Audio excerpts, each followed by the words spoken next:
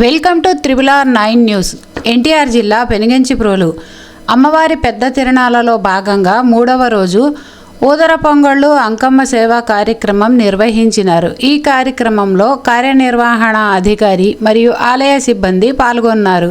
ఈ పాల పొంగళ్ళ కార్యక్రమంలో బైండ్లవారు ఆటపాటలతో అమ్మవార్లకు నైవేద్యం పెట్టి హారతులు పట్టారు. నేటితో ముచ్చటగా 3వ రోజు అమ్మవారి సేవలో పాల్గొన్న ఆలయ సిబ్బంది.